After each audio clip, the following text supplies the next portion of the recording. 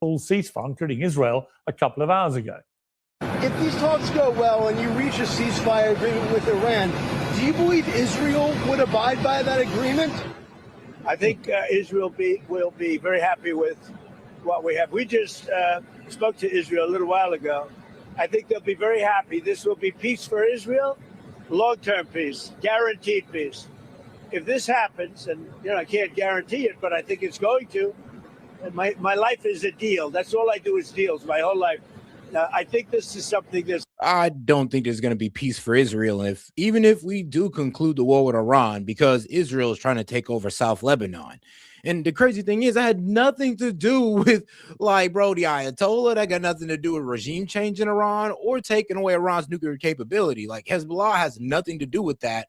And for some reason, Israel just think it's okay to go in there and try to annex southern Lebanon. Like, this is insane, but trust me, us concluding the war with Iran is not going to mean peace for Israel. They're just going to pop off another conflict. It's going to happen. And why wouldn't it happen? Well, for its part, Iran is taking a victory lap. A state news agency denied there's been any contact with Trump and says the US backed down because it threatened to hit targets across West Asia and unleash economic chaos. All of this after Iran tried and failed to hit a US-UK base in the Indian Ocean, leading to speculation that its bombs could reach as far as Britain.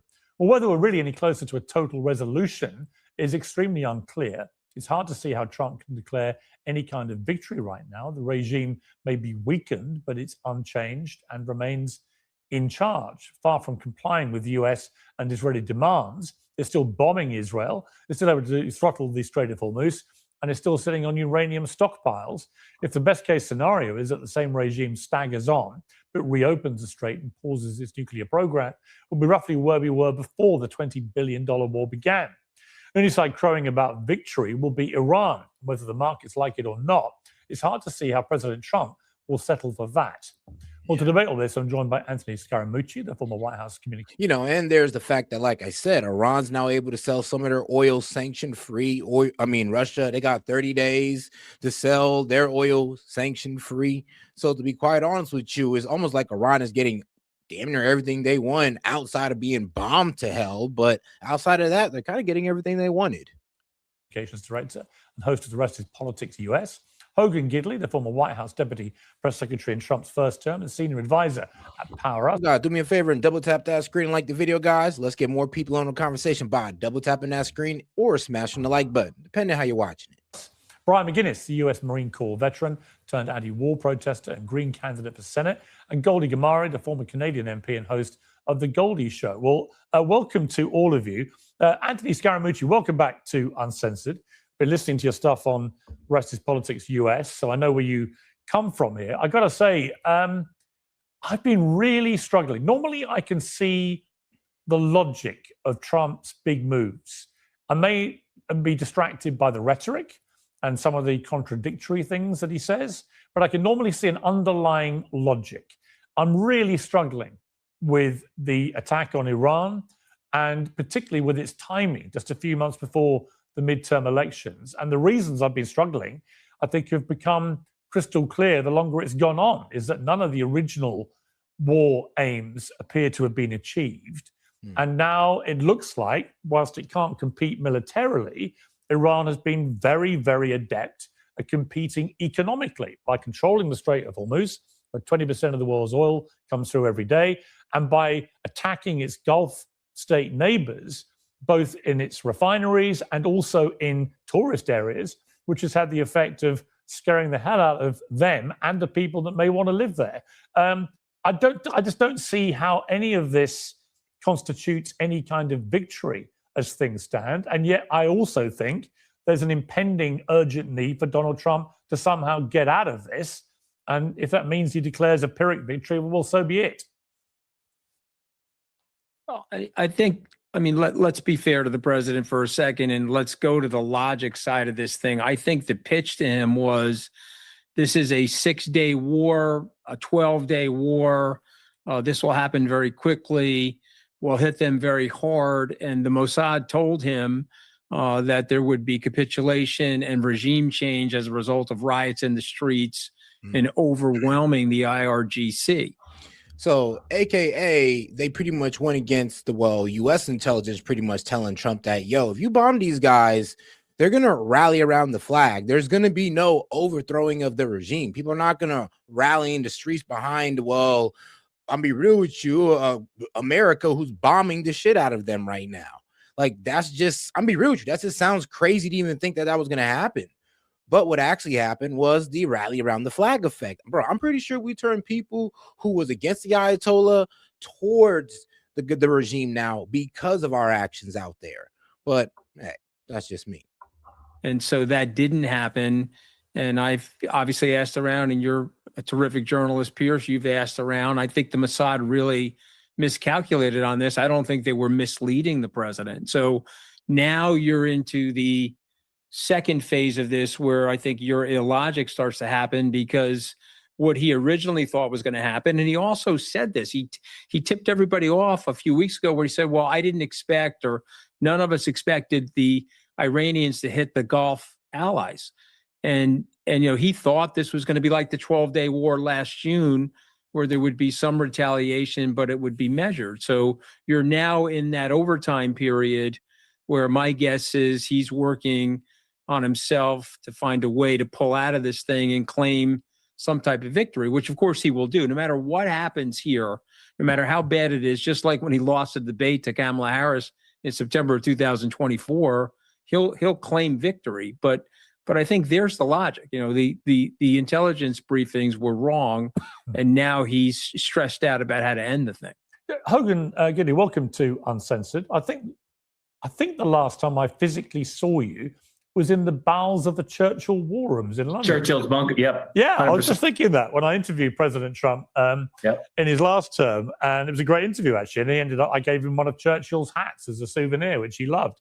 But an ironic setting for our last meeting, because, of course, he's been saying that Keir Starmer's no Churchill because he hasn't stepped up in the way he wants the UK to step up, and so on. You were a former Trump White House press aide. One of the big problems I have with what's been going on is the really contradictory messaging that's been coming out here, not just from President Trump, but a lot of his senior aides. To what Anthony just said, we all heard what came out of Marco Rubio's mouth when he was asked, why did the United States attack preemptively? And he said, because Israel had told, he didn't name Israel, but it's obvious who he was talking about, another country had indicated they were about to attack Iran, and therefore Iran would respond by attacking American assets, and therefore we had to get in first, which sounded at the time incredibly convoluted. And then there was a big reining back on that and so on. But, as we sit here to debate this, very little of what we were told at the start of this war would be the immediate after effects of it has happened. We've seen no rioting on the streets at all. There are a number of reasons. Obvious ones are bombs flying over the streets. Obviously, a lot of protesters were killed in January, and it's quite clear that the regime remains in charge and that the IRGC remain in control of the people. Otherwise, they probably would be out rioting. So none of these things, to me, make a lot of sense. Make some sense of it for me. If you're in the Trump White House right now, just tell me. I mean, General Petraeus wrote a book called "How Does It End?" Right? And that should be the question he said you ask when you launch every war. How does this end, and what does actual victory look like? Well, listen, I think there are a lot of factors here that go into these planning military operations. As you mentioned, I was in that first administration, and we gamed these things out top to bottom with all the brilliant top brass from every single branch of the military to find. No, but hold on. Before he goes off on his spiel, I do want to speak to what but Piers Morgan was saying, that how does this end? And what's the real goals here? Because, people will say, oh, it's about Iran's nuclear capabilities. Some people will say they want regime change or to either just grind down their military. And I'm just like, all right, great. But, if you want to have any type of control on their nuclear capabilities, there's two options. You either get them back into a stricter version of the JCPOA, or you got to put boots on the ground to secure it. And then, everybody's saying that they don't want regime change, so I won't even touch on that. But if the goal is to grind down their military capability, I'll be real with you, we might have to put boots on the ground for that too, to go down their underground facilities. Well, I mean, if we're just, and that's if we even care about that. I mean, we could just only care about what we can see up top. And I mean, that's fine, but that's not really stopping Iran's firing capabilities. About what could potentially happen. These things are all gamed out in real time. The president of the United States, though, I think did Hold on, make sure to double tap that screen and like the video, guys. Appreciate the support. clearly state at the beginning of this what he wanted to accomplish, and he has largely accomplished that. You have many people on the right saying this is done, so go ahead and get out now. And they were clear. You did not want Iran to get a nuclear weapon. That's virtually impossible now. Even after bombing the Fordo plant about a year ago, they began to rebuild almost instantaneously. He's knocked that out. He wanted to get rid of the ballistic missile capability. He's done that in large measure as well. And he doesn't want them to have enough money to fund terrorist. I don't know if we could sit there and say that, oh, he got rid of their ballistic missile capability. One, when they're still firing missiles.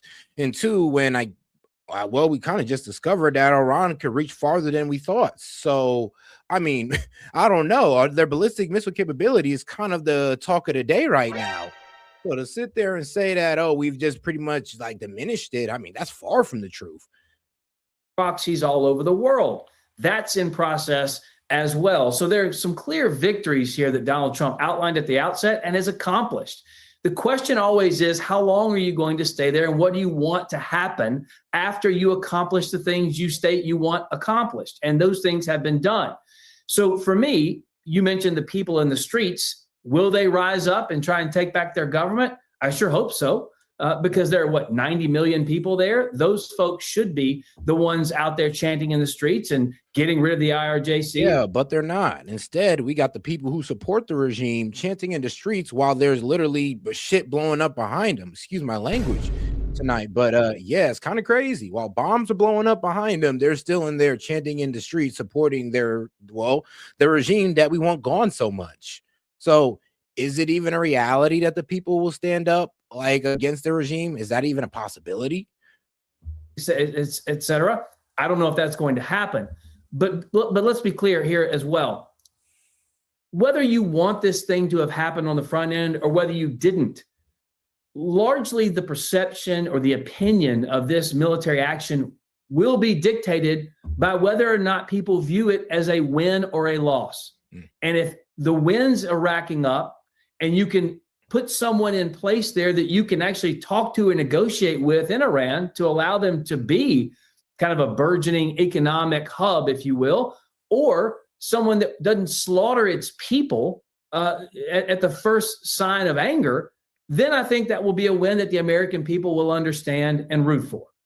I think you're being quite optimistic. I think it might be a win that the MAGA hardcore Trump base will go along with. But I think the problem for Donald Trump is going to be certainly electorally in the midterm elections. I think there'll be a lot of people who are on the more moderate side of the Republican Party or independents who voted for him in the general election who are just not happy about this. And all the polling shows they're not happy about this. Let me bring in That depends on the outcome, Piers. Yeah, but you see, I mean, Goldie, I'll come to you in a sec. I mean, the thing is, Hogan, I would say to what you said. Now, you said, okay, the nuclear capability has been pretty much ended, except we were told that had happened last summer. That was the whole point of the 12-day war. And then it turned out within 10 months. They began to rebuild it. Right, but why can't they do that again would be the obvious question. They can. Yeah. Right, they can do it then, they can do it again. Secondly, the ballistic missiles being neutralized, they're still firing them. And in fact, they're going a lot further than anyone believed possible. So honestly, I mean, Piers is getting around to a point that I don't think he want to make. It's like, look, the way y'all are proposing this, it sounds like you got to either make Iran completely submit and take away every capability they got, or this is not going to be seen as a successful war. Like, if you don't take away their ability to build not nuclear missiles, but ballistic missiles, that's going to be seen as an L. If you don't get the regime out of there, that's going to be seen as an L. And I mean, shit. I mean, of course, if you don't really grind down their military capabilities or get their nuclear enrichment underhand or under a watchful eye, that's definitely going to be seen as an L. Because the Iranians clearly were lying about their capability. But when they start to reach distances as two did last week, which means they could potentially get to European cities like London and Paris and so on, that doesn't say to me that their ballistic capability has been neutralized. It says to me it's alive and kicking and a lot more dangerous potentially than we realize. Now, a lot of it may have been destroyed, but clearly they are still firing a lot of missiles around. And I think the idea that somehow we've ended that, we can walk away and they won't have any ability to rebuild any of that stuff, I think is for the birds. Yeah. Well, it depends on, again, who's installed to run the place. I mean, I think that's kind of the position moving forward. But yeah, they have missiles. Of course they do. And I don't know if we were aware of how many they had, but they're greatly diminished, if not completely eradicated, sans a few here or there. But I mean, that's what the whole point of this military operation was set to do. They're not talking about regime change, although they do. Well, they did talk about regime change. They want someone new there they can negotiate with. Well, no, but they did repeatedly talk about regime change. I mean, that's where Wait, I'm sorry, but that don't really make sense. It's like, well, they're not talking about regime change, but they're looking for somebody new to negotiate there. So basically, you want a different regime to negotiate with. Like, that's basically asking for regime change, except in a roundabout way. Question here is like, Donald Trump talked about regime change very early on. He doesn't talk about it so much now because it's quite clear the regime ain't changing. The leader's been decapitated, and so have many of the other leaders. But there are plenty more where they came from. It doesn't look like the Ayatollah's son may even still be alive. We don't know. We haven't seen him or heard from him, which seems very suspicious to me. But the IRGC are clearly still firmly in control of the country. So this idea the regime has certainly not been toppled. And I don't know who this moderate Iranian Islamist regime change guy is going to be, but I don't see many of them around. Well, because he got rid of them. But the one he's talking about in the clip you just played, that's interesting to me because it's obvious Donald Trump decided, okay, hold on, I'm going to pause. Actually, there was a little bit of truth in that statement. Like, yeah, a lot of the moderates that we'd rather have than the Ayatollah or his son, Khomeini's son. I mean, I'm be real with you. We kind of blew those guys up with Khomeini. So, yeah, the moderates that we kind of wanted to be in power instead, we blew those guys up with Khomeini. Oops. This for a minute to see if this negotiation can actually move forward and we can come to some type of an agreement here. And as you pointed out, with the missile capability potentially being able to hit places like Paris and London, it also makes you wonder, when are these other nations going to step up and join in as well and say, no, wait a minute, we didn't know you could attack us. Now that threat's on. Well, here's the thing, though, and this is what also people are going to think as well. Like, hold on, we didn't even know they could reach that far. But then also they're going to think, wait. Y'all been telling me that if they had the possibility, then they would do it. You're telling me if they could, they would. Now, all of a sudden, now we're supposed to believe that, oh, well, they've had this possibility the whole time and they didn't strike. So like I said, it's either one, because y'all can't have it both ways. It's either one, these guys are not as irrational or crash outs as you make them out to be, or homicidal as you make them out to be, like, or two, I mean, let's be honest. We've just completely dropped the ball on the intelligence here. And they're, well, I guess, one, not as radical as we thought they are. And two, well, it's kind of crazy how they haven't shot any one of our ships. Sorry, I kind of lost the last point there. Table, maybe we should actually join with our partner and ally U.S. and do some more maneuvers to protect our interests as well. Okay, Goldie Gamari, welcome back to crazy. I got to hear that one again. Places like Paris and London. It also makes you wonder, when are these other nations going to step up and join in as well and say, no, wait a minute, we didn't know you could attack us. Now that threat's on the table. Maybe we should actually join with our partner and ally U.S. And but here's the thing, though. Now people, like I said, people are really going to see Iran now as this like murderous regime, because you're saying that, they had the capability this entire time, but they didn't do it. And according to you guys, according to mainstream media and the rest of these guys, that Iran just can't wait to strike. They can't wait to destroy Europe, destroy America. But they've been able to do this apparently this whole time, and they haven't done it. So, like, what is it? Do some more maneuvers to protect our interests as well. Okay, Goldie Gamari, welcome back to Uncensored. I guess the big question is, people keep asking me, why has there been no uprising so far in Iran? And how much of the agenda do you think is being driven by the Israelis, who have maybe a completely different agenda to the Americans? I think the Israelis would be quite happy just to have general chaos in Iran, whereas general chaos for the Americans would be a bit like the general chaos we saw in Iraq after Saddam fell, which was it led to the rise of ISIS and many attacks on American troops and so on, and was a complete fiasco and disaster. So you've got competing agendas by competing countries here. Yeah, that's true. Well, first of all, thanks for having me on, Piers. Great to be back. So with respect to why people haven't risen up yet, the answer is very simple. It's simply not the time. The United States is saying this. CENTCOM is saying this. I'm sorry, but like the best time was when y'all had thousands of people out there on the street. You had the CIA, they had the CIA and the Mossad backing them up with weapons, and it still didn't happen. So I don't really know what to tell you, sis. Like, you're saying it's not the time. I mean, bro, when is the time? We're bombing all of the military facilities. We're bombing police stations. So please let me know, when is the time? Because if they ain't doing it now, they ain't never doing it. Yes, Israel is saying this. The Crown Prince of Iran is he's the leader of the Iranian Revolution.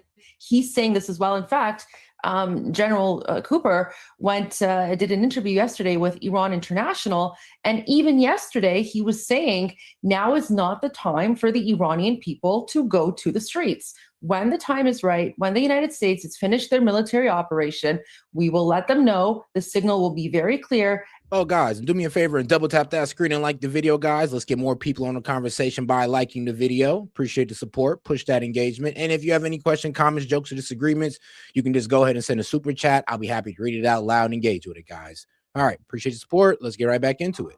And at that point, Iranians can go to the streets to rise up and take their country back. So, I mean, that's the very clear and simple answer to that. With respect to your question, I'm sorry, but how are they going to rise up in the street and take their country back when we're literally bombing the hell out of them right now? Like, we're bombing, like, bro, 81,000 civilian places, infrastructure has been bombed, 81,000, and a whole lot of their military infrastructure as well. But yeah, how are they going to go ahead and rise up under those conditions? Like, lady, you sound crazy. About Israel. I'm a little confused about where you came up with the premise for that question. These last 47 years, the only country that has really stood behind the Iranian people against the Islamic regime has been Israel. And I mean, Israel has been the one true. Israel was the first one to strike your people. What are you talking about? Israel's been asking for the overthrowing and the bombing of your people for a minute now. And here you are claiming to be an Iranian or a loyal Iranian. And I mean, you're literally asking and celebrating. Well, honestly, you asked for the bombing of your people. You got that. You're celebrating the bombing of your people. And now you're over here sitting with this delusional fantasies that we just got to bomb them harder for the Iranians to take the regime. I'm sorry, but that is delusional as hell. And you're speaking about a people that literally bombed your people, and they're your best friend. They're the best friends to the Iranian. Do you hear yourself? That is insane. Friend of the Iranian people. And, now we have America on our side as well, thanks to President Trump and his administration.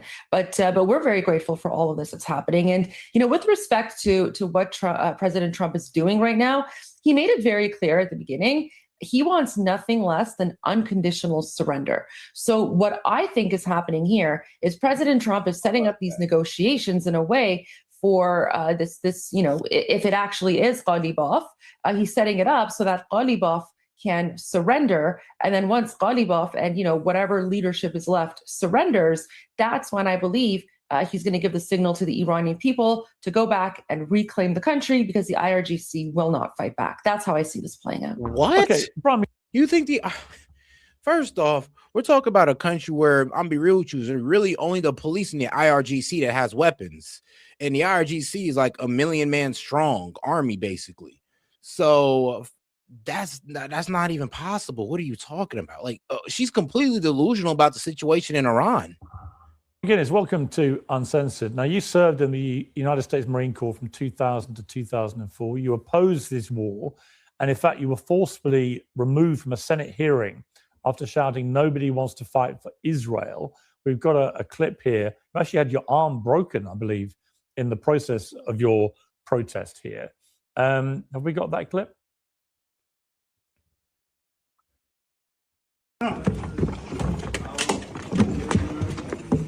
Out. No one wants to fight for Israel. Ooh, I heard that. Sir, Control your Senate. arm stuck in the door. Okay, sir.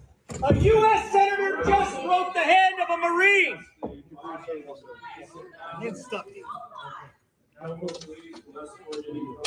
A U.S. senator just broke the hand of a Marine. You're a coward. What is that? Senator? Go fuck yourself. That's why you got kicked out, fat ass. So, Brian, first of all, how are you? And was your arm actually broken? Well, my arm was stuck between those two doors, and as you can see from the video, my arm broke. I'm not trying to talk about it too much because I'm in the middle of the legal process, but I would really like to be able to share my sentiments related to that protest of mine. I still feel, very concerned about what we're committing American troops to, the cause we are. It's for the Greater Israel Project. And a key aspect of that project is to weaken the West so Israel can be the dominant power in the Middle East. Our bases over there are getting hit with missiles, killing 13 Americans so far, erasing American presence while elevating Israel's dominance. And we're spending $2 billion a day, increasing our national debt, all while attacking a country Joe Kent clearly stated. I mean, here's the thing. Israel's definitely going for that Greater Israel Project. I mean, they've successfully, I ain't gonna lie, they're about to take Gaza. Like, yeah, they're about to kick the Palestinians out of Gaza and take Gaza. They're about to kick the Palestinians out of the West Bank because they are annexing the West Bank, by the way. Settlers are literally kicking Palestinians out as we speak. And it's been condemned by, well, international courts. It's been condemned by Donald Trump, but they're still doing it. Oh, yes. And then they also popped off a war with Lebanon under the fog of war with Iran. I mean, yeah, they're going for it, guys. Oh, yeah. And then also their ex-president said that the new Iran is Turkey. So, yeah, guys, it's going to be a very complicated couple of years. Pose no imminent threat, and that we're doing it because of Israel's influence. Bring our tax dollars back to the Americans who pay them. Instead, the investor class, which includes the Epstein class, profit while the working class watch their sons and daughters, moms and dads, go fight for Israel. Israelis believe they're God's chosen, while our elected officials send them our troops and treasure. I believe this is wrong, and America doesn't want this. I mean, look, there are lots of people who say a similar version of what you just said. And as I said, what Marco Rubio said clearly pointed to a lot of Israeli influence on this decision to attack Iran. But other people say, look, the United States is the biggest superpower in the history of planet Earth. Donald Trump is not a shrinking violet. These decisions. And I mean, GC, look, I do appreciate you watching, dog, but I'm gonna be real with you. Usually when people can't debate my stance, that's what they usually say. Oh, you must hate the administration, bro. I campaigned for this administration. Like, bro, are you serious? That's what I'm saying. I voted for Donald Trump.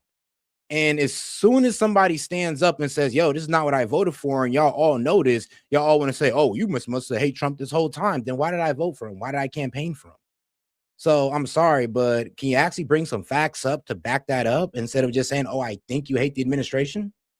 Like, come on now. Were made, by America and Donald Trump because they also believed it was in the interests of the United States. I mean, I think that is probably true. It doesn't mean there wasn't influence or encouragement by the Israelis to go along with it. But ultimately, the responsibility for American involvement surely lies with the United States and the president, doesn't it? I think it's a bad idea to believe Donald Trump, a businessman, a man of poor character, over Joe Kent, the National Counterintelligence Director. And he specifically stated why he resigned, because he cannot, in good faith, continue to support this war. Bro, and the arguments against Joe Kent is hilarious. Well, they left him out of briefings. I'm sorry, but Joe Kent gets his information on terrorist organizations and what's going on the ground in Middle Eastern countries, not from intelligence. I mean, not from the briefings, but from the CIA. Like, you know that, right? Let's be real, he hasn't been kicked out of those CIA briefings. He got kicked out of White House briefings, AKA he wasn't allowed to bring in his 2 cents. So when you guys say that, oh, he wasn't in the briefing, so what he says doesn't matter, actually, that kind of goes to show that what he said was true, and there is an echo chamber going on around Trump. That does not, that's against Iran, they did not pose any imminent threats, and it was caused by Israeli lobby influence. Okay, just hold fire panel for a moment. We'll be joined now by Shushank Joshi. He's the defense editor at The Economist. Welcome to Uncensored. I need you to do what I've been struggling to do, which is make some kind of sense about all the strategy here that's going on. I mean, take our own country, for example. Initially, the UK Prime Minister said, well, we're not going to allow even the bases that we share with the Americans to be used. Then within 36 hours, a complete U-turn on that. Now, I think they can use some of the bases, but only if it's for defensive and not aggressive reasons. Not quite sure how you take part in defensive bombing. I'm sure someone can explain it to me. So that's just the UK. And you've got similar kind of contradictory positions by a lot of other countries too. What is happening here? I mean, from a defense perspective, what is going on? Yeah, good afternoon, Piers. Shall I start with the UK side? Does that make sense? I think what's happening is that the belief in government is this is a really needless, counterproductive and harmful war that is destroying the global economy and will result in Iran perhaps emerging more. Yo, I'm be real with you, GC. That's a little bit ignorant, and you don't know anything about Iran, apparently. Like, out of 93 million people, sorry, dog, but I'm be real with you. Even the Iranians who hate the Ayatollah, who hates the regime, wants Iran to still be called Iran, not Persia. And two, you know that there's 88 Muslims there. 90% are Shia Muslims, and these are the guys who basically revere the Ayatollah as basically the Pope. So yeah, you're not really understanding. Well, I'm gonna be real with you, the demographics at all that's going on in Iran, or you wouldn't be making these statements. Ideological, more radical, and more of a threat than it did before. But of course, they can't say that because, like it or not, Iran is a Muslim nation. Because they also, quite understandably, like any prime minister, have the it's actually funny. People actually be thinking that Iran became a Muslim nation when the Ayatollah came to power. Nah, it was one long before that. Relationship with the United States to manage, and the United States is the most important ally of the UK, whoever it's led by. It's absolutely critical to our defense capabilities, our intelligence cooperation, not to mention our nuclear deterrent. And so you've got to manage that relationship. And so whilst they think it's a terrible war and a terrible idea, and that bombing Iranian forces even along the Persian Gulf coastline will not open the Strait of Hormuz, only an end to the conflict will reopen Hormuz, they nonetheless have to be seen to be cooperative. And that's why I think you have Mark Rutte, the Secretary General of NATO, insisting Europeans are in support of this, when he knows, of course, they aren't. This is very simple. You might call it cynical diplomacy, but equally, you could argue that it's fairly pragmatic management of an alliance. And in terms of the way that the American and Israeli combined military have gone about this, do you think they really underestimated the way that the Iranians would respond so adeptly in terms of strangling the global economy by using the Strait of Hormuz as a weapon in the way that they have, by effectively closing it to all but a little bit of oil, but secondly, by attacking the Gulf state neighbors in the way that they have, including attacking refineries, including attacking tourist spots and so on. Do you think they just dropped the ball a bit here, the intelligence from America and Israel, in terms of what was going to... No, the problem is we didn't listen to our own intelligence, bro. Trump was not listening to the head of counterterrorism. Like, that is wild. And that's who Joe Kent was, the head of counterterrorism. So the problem is we wasn't listening to our own intelligence, and we was listening to Israel's intelligence. I mean, and let's be real. Israel's been asking for war with Iran, well, for about at least 2 decades or more. So I'm sorry, that's where Donald Trump made the mistake. If that, well, we can even say it was a mistake. This might be all within his intentions. Come back at them, because it does seem that they've been taken extraordinarily by surprise, if that is the case. Yeah, first of all, I think anyone competent in the US intelligence community would have fully recognized the risk of Iran both striking Gulf states and also closing Hormuz in the event that this was a war of regime change, of killing Ayatollah Khamenei, killing the leadership, bombing infrastructure. That's not like the previous wars, of course. That's not like Operation Midnight